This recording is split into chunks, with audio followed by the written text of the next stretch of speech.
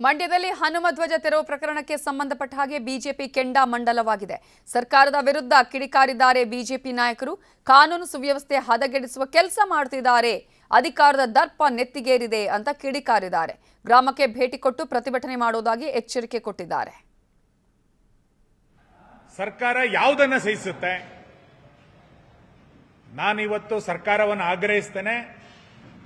ಒಂದು ಕೇಸರಿ ಧ್ವಜವನ್ನ ಇಳಿಸುವಂತ ಪ್ರಯತ್ನವನ್ನ ಮಾಡಿ ಲಾಠಿ ಪ್ರಹಾರವನ್ನ ನೀವು ಮಾಡ್ತೀರಿ ಅಂತಾದ್ರೆ, ರಾಜ್ಯದಲ್ಲಿ ಅನಧಿಕೃತವಾಗಿ ರಸ್ತೆ ಬದಿಗಳಲ್ಲಿ ಎಲ್ಲೆಲ್ಲಿ ಗೋರಿಗಳ ನಿರ್ಮಾಣ ಆಗಿದೆ, ಸರ್ಕಾರಿ ಜಾಗಗಳಲ್ಲಿ ಎಲ್ಲಿ ಗೋರಿಗಳು ಇವತ್ತು ನಿರ್ಮಾಣ ಆಗಿದೆ ಎನ್ನುವಂಥದ್ದನ್ನ ನಾವು ತೋರಿಸ್ತೇವೆ. ನೀವು ತೆಗಿತೀರಾ? ಎಲ್ಲಿ ಬೇಕಲ್ಲಿ ಹಸಿರು ಧ್ವಜಗಳನ್ನ ಬಹಳ ದೊಡ್ಡ ಪ್ರಮಾಣದಲ್ಲಿ ಬೇರೆ ಬೇರೆಯವರು ಹಾಕ್ತಾ ಇದ್ದಾರೆ. ಹಾಗಾದ್ರೆ ಅದಕ್ಕೆ ನಾವು ಇವತ್ತು ಆಕ್ಷೇಪಣೆಯನ್ನ ಸಲ್ಲಿಸಬೇಕಾ? ನೀವು ಅದನ್ನ ತೆರವು ಮಾಡಲಿಕ್ಕೆ ದಿಟ್ಟತನವನ್ನ ಸರ್ಕಾರ ಕ್ರಮ ಕೈಗೊಳ್ಳುತ್ತಾ? ಇದನ್ನ ಸರ್ಕಾರ ಸ್ಪಷ್ಟ ಮಾಡಬೇಕು. ಕೇವಲ ಕೇಸರಿ ಕಂಡಾಗ ಮಾತ್ರ ಪೊಲೀಸ್ ಇಲಾಖೆಯನ್ನ ದುರುಪಯೋಗ ಮಾಡಿಕೊಂಡು ಅವರ ಮೇಲೆ ಹಲ್ಲೆಯನ್ನು ಮಾಡುವಂತ, ಲಾಠಿ ಪ್ರಹಾರವನ್ನು ಮಾಡುವಂತ ಸರ್ಕಾರ ಉಳಿದ ಕಡೆಗಳಲ್ಲಿ ಅನಧಿಕೃತವಾದಂತಹ ನಿರ್ಮಾಣಗಳು ಏನಾಗಿದೆ ಇದನ್ನ ತೆರವುಗೊಳಿಸಲಿಕ್ಕೆ ಸರ್ಕಾರದ ನಿರ್ದೇಶನ ಏನಿದೆ, ಸರ್ಕಾರದ ಕ್ರಮ ಏನಿದೆ ಅನ್ನೋದು ಕೂಡ ಸ್ಪಷ್ಟ ಮಾಡಬೇಕು. ಒಂದು ಕಡೆ ಸರ್ಕಾರ ರಾಮ ಮಂದಿರದ ಉದ್ಘಾಟನೆಗೆ ನಾವು ಹೋಗೋದಿಲ್ಲ ಅಂತೇಳಿ ಕಾಂಗ್ರೆಸ್ ಹೇಳುತ್ತೆ. ಇನ್ನೊಂದು ಕಡೆ ಗ್ರಾಮಗಳಲ್ಲಿ ಸಂಭ್ರಮವನ್ನು ಆಚರಣೆ ಮಾಡಿದ್ರೆ ಅದನ್ನ ಸಹಿಸಲಿಕ್ಕೂ ಸರ್ಕಾರ ತಯಾರಿಲ್ಲ ಅಂತಾದ್ರೆ ಸರ್ಕಾರದ ಧೋರಣೆ ಏನು ಅನ್ನುವಂಥದ್ದು ಇವತ್ತು ಸಾರ್ವಜನಿಕವಾಗಿ ಸ್ಪಷ್ಟ ಆಗಿದೆ. ಆ ಗ್ರಾಮಕ್ಕೆ ಇವತ್ತು ನಮ್ಮ ವಿರೋಧ ಪಕ್ಷದ ನಾಯಕರು ಭೇಟಿಯನ್ನು ಕೊಡ್ತಾ ಇದ್ದಾರೆ. ಗ್ರಾಮದ ಎಲ್ಲ ಕಾರ್ಯಕರ್ತರಿಗೆ, ಹಿಂದೂ ಕಾರ್ಯಕರ್ತರಿಗೆ ಧೈರ್ಯವನ್ನ ಹೇಳುವಂತ ಕಾರ್ಯವನ್ನು ಮಾಡ್ತಾರೆ. ಸರ್ಕಾರ ತನ್ನ ಈ ರೀತಿಯಾದಂತ ಕೇಸರಿ ವಿರೋಧಿ ನಿಲುವಿನಿಂದ ವಾಪಸ್ ಬರಬೇಕು. ಎಲ್ಲರಿಗೂ ಒಂದೇ ಕಾನೂನು ಅಂತಾದ್ರೆ ಉಳಿದ ಕಡೆಗಳಲ್ಲೂ ಆ ರೀತಿಯಾದಂಥದ್ದು ಏನಾಗಿದೆ ಅದನ್ನ ತೆರವುಗೊಳಿಸಲಿಕ್ಕೂ ಕೂಡ ಸರ್ಕಾರ ಏನು ಕ್ರಮ ಕೈಗೊಂಡಿದೆ ಅನ್ನೋದನ್ನು ಕೂಡ ಸ್ಪಷ್ಟ ಮಾಡಬೇಕು. ಎರಡನೇದು, ಇಡೀ ಗ್ರಾಮದ ಜನ ಒಂದಾಗಿ ಹಾಕಿರುವಂತ ಧ್ವಜ ಗ್ರಾಮದ ಜನರೇ ಒಪ್ಪಿರಬೇಕಾದ್ರೆ ಅನಗತ್ಯವಾಗಿ ಸರ್ಕಾರ ಇವತ್ತು ಮೂಗು ತೋರಿಸ್ತಾ ಇದೆ. ಏನಾದರೂ ತೊಂದರೆಗಳಿದ್ರೆ ಮಾತುಕತೆಗಳ ಮುಖಾಂತರ ಬಗೆಹರಿಸಿಕೊಳ್ಬಹುದಾಗಿತ್ತು. ರಾತ್ರೋರಾತ್ರಿ ಪೊಲೀಸರನ್ನು ನುಗ್ಗಿಸಿ ತೆಗೆಸುವಂತ ಪ್ರಯತ್ನವನ್ನ ಸರ್ಕಾರ ಇವತ್ತು ಮಾಡಬಾರ್ದಾಗಿತ್ತು. ನಾನು ಸರ್ಕಾರದ ನಿಲುವನ್ನು ಖಂಡಿಸ್ತೇನೆ. ಒಂದು ಕೇಸರಿ ಧ್ವಜವನ್ನ ತೆಗೆದ್ರೆ ಸಾವಿರಾರು ಕೇಸರಿ ಧ್ವಜಗಳು ಹಾರಾಟ ಆಗುತ್ತೆ ಎನ್ನುವಂಥದ್ದನ್ನ ಸರ್ಕಾರ ಬಹಳ ದೊಡ್ಡ ಪ್ರಮಾಣದಲ್ಲಿ ಇನ್ನ ಗಂಭೀರವಾಗಿ ಇದನ್ನು ಪರಿಗಣಿಸಬೇಕು. ಇದೊಂದು ಆಂದೋಲನದ ರೂಪದಲ್ಲಿ ತೆಗೆದುಕೊಂಡು ಕಾನೂನು ಸುವ್ಯವಸ್ಥೆಗೆ ಧಕ್ಕೆ ಆದರೆ ಅದಕ್ಕೆ ಸರ್ಕಾರವೇ ಹೊಣೆ, ಗೃಹ ಇಲಾಖೆ ಹೊಣೆ ಅನ್ನೋದನ್ನ ನಾನಿವತ್ತು ಎಚ್ಚರಿಸ್ತೇನೆ.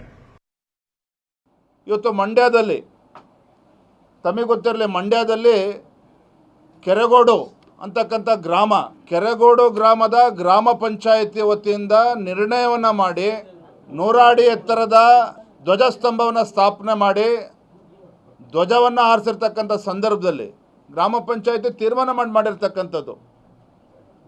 ಅದನ್ನು ರಾಜ್ಯ ಸರ್ಕಾರ ಪೊಲೀಸರ ಮೂಲಕ ದಬ್ಬಾಳಿಕೆ ಮಾಡಿ, ಗುಂಡಾಗರ್ದಿ ಮಾಡಿ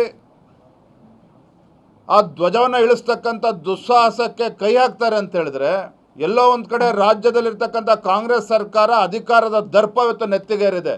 ನಾನು ನೇರವಾಗಿ ಮಾನ್ಯ ಗೃಹ ಸಚಿವರಿಗೆ, ಮಾನ್ಯ ಮುಖ್ಯಮಂತ್ರಿಗಳ ಸಂದರ್ಭದಲ್ಲಿ ಹೇಳ್ತೇನೆ, ರಾಜ್ಯದಲ್ಲಿ ಇವತ್ತು ಕಾನೂನು ಸುವ್ಯವಸ್ಥೆ ಹದಗೆಡಿಸ್ತಕ್ಕಂಥ ಪರಿಸ್ಥಿತಿಯನ್ನು ನಿಮ್ಮ ಸರ್ಕಾರವೇ ನಿರ್ಮಾಣ ಮಾಡ್ತಾ ಇದೆ.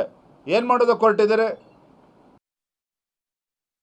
ಮಂಡ್ಯದಲ್ಲೂ ಕೂಡ ಈ ಸಂದರ್ಭದಲ್ಲಿ ಒಂದು ಹನುಮ ಧ್ವಜವನ್ನು ಸುಮಾರು 108 ಅಡಿ ಹನುಮ ಧ್ವಜವನ್ನು ಗ್ರಾಮ ಪಂಚಾಯಿತಿಯ ಅನುಮೋದನೆಯೊಂದಿಗೆ ಅಲ್ಲಿ ಧ್ವಜವನ್ನು ಹಾರಾಟ ಮಾಡಿದರು. ಕಾಂಗ್ರೆಸ್ ಅವರು ಏಕಾಏಕಿ ಇವತ್ತು ಆ ಧ್ವಜವನ್ನು 108 ಅಡಿ ಹನುಮಂತನ ಧ್ವಜವನ್ನು, ಹನುಮಂತನ ಬಾವುಟವನ್ನು ಕಿತ್ತಾಕಿ ಆ ಧ್ವಜಸ್ತಂಭವನ್ನು ಧ್ವಂಸ ಮಾಡಿದ್ದಾರೆ. ಇದರಿಂದ ಅರ್ಥ ಆಗ್ತೈತೆ, ಸಿದ್ದರಾಮಯ್ಯನವ್ರು ಏನು ಹೇಳ್ತಾ ಇದ್ರಲ್ಲ, ನನ್ನ ಹೆಸರಲ್ಲೇ ರಾಮ ಇದೆ ಅಂತ ಹೇಳಿದ್ರು. ಮುಖ್ಯಮಂತ್ರಿ ಸಿದ್ದರಾಮಯ್ಯನವರೇ, ಬಾಯಲ್ಲಿ ರಾಮ ಇದ್ರೆ ಅದು ಹೃದಯದೊಳಗಡೆ ಇರಬೇಕು. ನಿಮ್ಗೆ ಹೃದಯದೊಳಗಡೆ ಟಿಪ್ಪು ಸುಲ್ತಾನೇ ತುಂಬ್ಕೊಂಡ್ಬಿಟ್ಟಿದ್ದಾನೆ, ಬಾಯಲ್ಲಿ ಮಾತ್ರ ರಾಮ ಅಂತ ಹೇಳ್ತಾ ಇದ್ದೀರಾ. ಇವತ್ತು ಮಂಡ್ಯ ಘಟನೆ ಇವತ್ತು ಎಷ್ಟು ನೀವು ರಾಮನಿಗೆ, ರಾಮ ಭಕ್ತ ಹನುಮನಿಗೆ ಎಷ್ಟು ಗೌರವ ಕೊಡ್ತಾ ಇದ್ದೀರಾ ಅಂತೇಳಿ ಅರ್ಥ ಆಗ್ತದೆ. ಊರಲ್ಲಿ ಹಾಕಿರೋ ರಾಮ ಬಾವುಟನ ಕಿತ್ತಾಕ್ತಿರಲ್ಲ ನೀವು, ಹನುಮಂತನ ಧ್ವಜವನ್ನ ಕಿತ್ತಾಕ್ತಿರಲ್ಲ. ಹೇಳೋದೇನು, ನೀವು ಮಾಡೋದೇನು? ನಮ್ಮ ಹಳ್ಳಿಯಲ್ಲೂ ನಾನು ರಾಮ ದೇವಸ್ಥಾನನ ಕಟ್ಟಿದ್ದೀನಿ ಅಂದ್ರ. ಮಂಡ್ಯದ ಕೆರಗೋಡಲ್ಲಿ ರಾಷ್ಟ್ರ ಧ್ವಜವನ್ನ ಕಟ್ಟಿದ್ದಾರೆ ಪೊಲೀಸರು. ಹನುಮ ಧ್ವಜವನ್ನ ಕೆಳಗಿಳಿಸಿ ಈಗ ರಾಷ್ಟ್ರ ಧ್ವಜವನ್ನ ಕಟ್ಟಲಾಗಿದೆ. ವಿರೋಧ ಗಲಾಟೆ ನಡುವೆ ರಾಷ್ಟ್ರ ಧ್ವಜವನ್ನ ಹಾರಿಸಿದ್ದಾರೆ ಪೊಲೀಸರು. ಇದು ಸರ್ಕಾರಿ ಜಾಗ, ಬೇಡ ಅಂತ ಹೇಳಿ ಕಾಂಗ್ರೆಸ್ನವರು ಹೇಳ್ತಾ ಇದ್ರೆ, ಗ್ರಾಮಸ್ಥರು ಹನುಮ ಧ್ವಜವನ್ನೇ ಹಾರಿಸಬೇಕು ಅಂತ ಹೇಳಿ ಪಟ್ಟು ಹಿಡಿದಿದ್ರು. ಇವೆಲ್ಲದರ ಮಧ್ಯೆ ಈಗ ರಾಷ್ಟ್ರ ಧ್ವಜವನ್ನ ಈ ಒಂದು ಧ್ವಜ ಕಂಬಕ್ಕೆ ಅಲ್ಲಿ ಕಟ್ಟಲಾಗಿದೆ. ಈಗಾಗಲೇ ರಾಷ್ಟ್ರ ಧ್ವಜವನ್ನ ಅಲ್ಲಿ ಹಾರಿಸಲಾಗಿರುವಂತಹ ದೃಶ್ಯಗಳನ್ನ ಗಮನಿಸ್ತಾ ಇದ್ದೀವಿ.